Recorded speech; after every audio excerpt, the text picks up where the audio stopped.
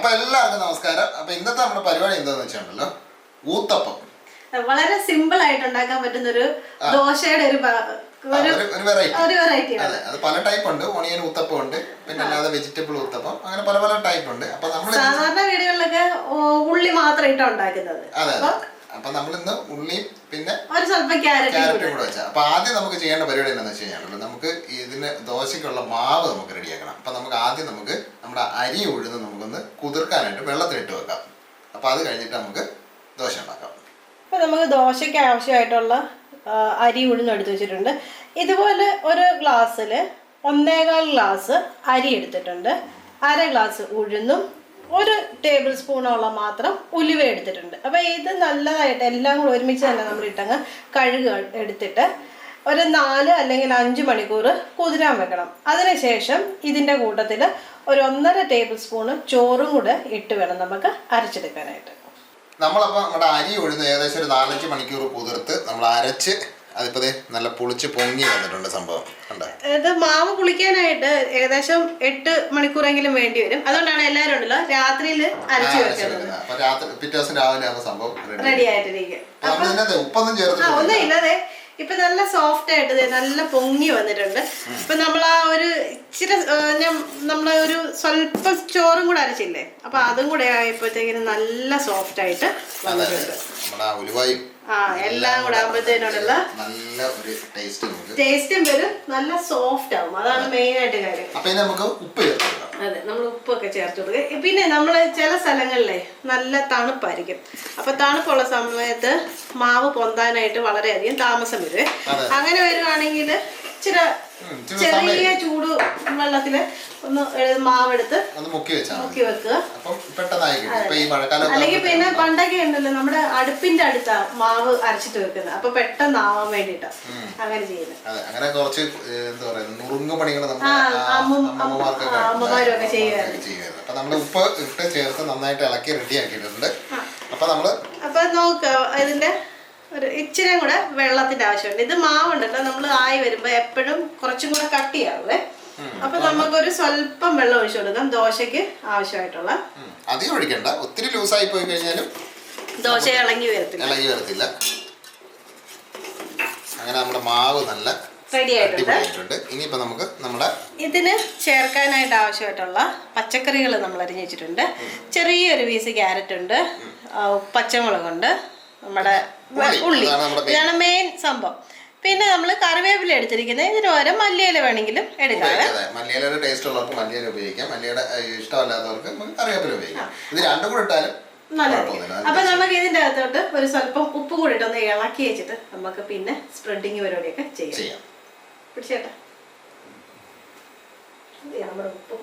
Separate വേണം കണ്ടോ. നമ്മൾ ഉപ്പിട്ട് കൊടുക്കാൻ എല്ലാം കൂടെ മിക്സ് ചെയ്ത് നമ്മൾ ഇടുമ്പോഴത്തേക്ക് ഇങ്ങനെ ഇട്ട് വരണം, എന്നാലും അത് കാണാനും ഒരു ഭംഗി വരുന്നുള്ളൂ. അപ്പൊ നമ്മള് ഉള്ളിക്ക് അധികം വേണ്ട, കാര്യം നമ്മള് മാവിനൊക്കെ ചേർത്ത് ഉപ്പുണ്ട്. ഇനി ഇതൊന്ന് ജസ്റ്റ് ഒന്ന് കൈവച്ച് നമ്മളൊന്ന് ഇതാക്കിയിട്ട് അങ്ങ് ദോശയിലോട്ട് അങ്ങ് ഇട്ട് കൊടുത്താൽ മതി. അപ്പൊ ഉണ്ടല്ലോ ആ ഡിസൈൻ നമുക്ക് ചെയ്യാം. നമുക്ക് ആ ഒരു കാണാൻ ഭംഗിയായിട്ട് ചെയ്യാം. അപ്പൊ നമ്മള് ദോശക്കല്ല് എടുത്തിട്ടുണ്ട്.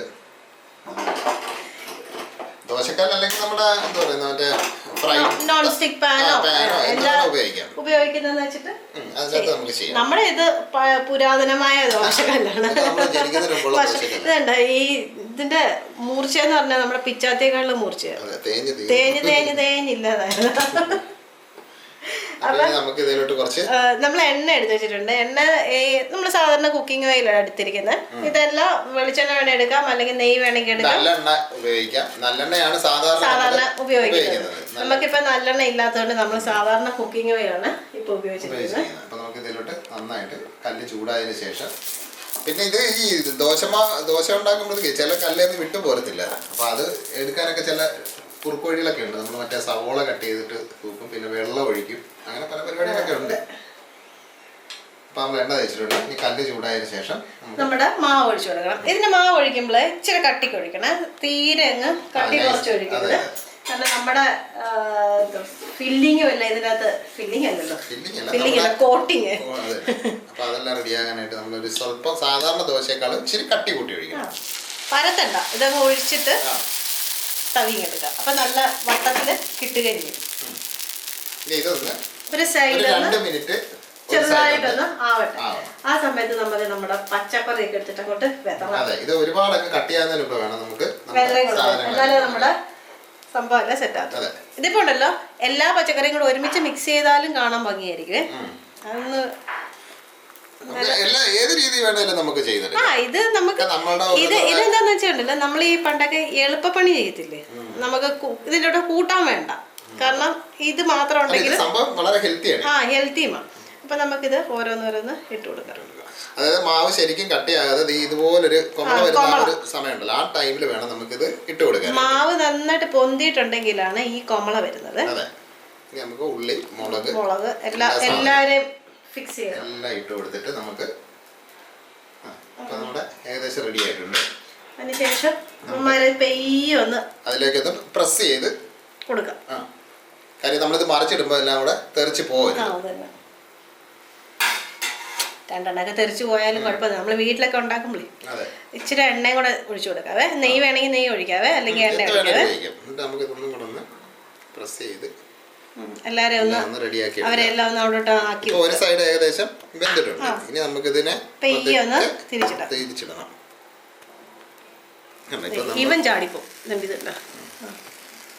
എല്ലാം നന്നായിട്ട് റെഡി ആയിട്ടുണ്ട്. ഇനി നമുക്ക് ഇവനെ ഒന്ന് തിരിച്ചിടണം.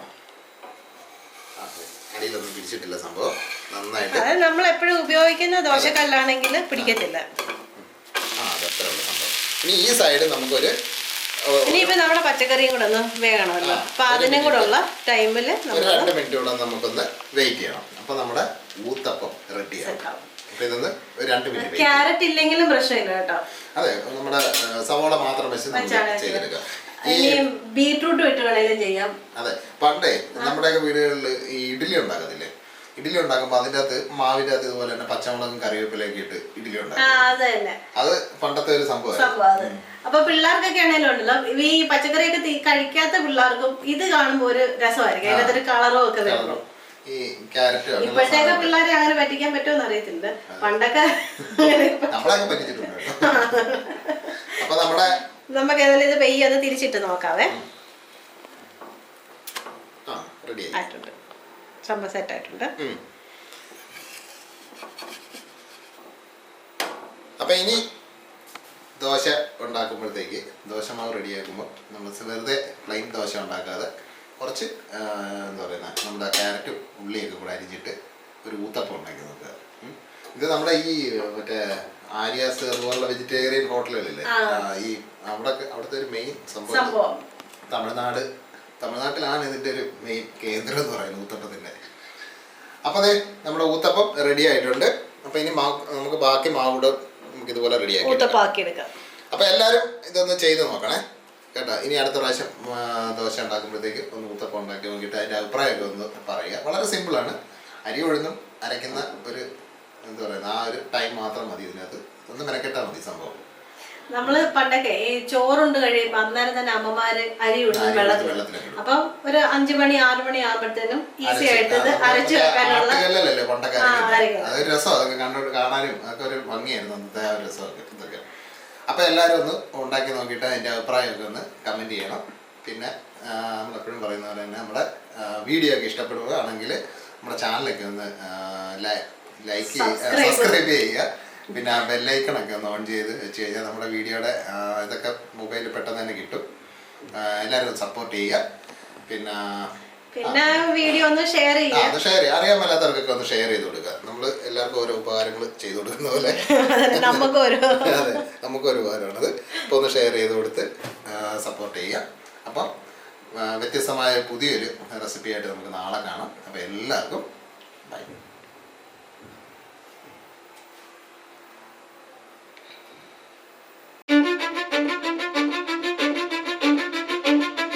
Cause I don't give a fuck what you say. Yeah, I'ma do shit my way. So you can go kick rocks, I'ma stack bricks up, build what I want to make. Yo, I got a lot of shit to say, so I'ma do this every day. I'll be writing things until I'm fucking buried in my grave.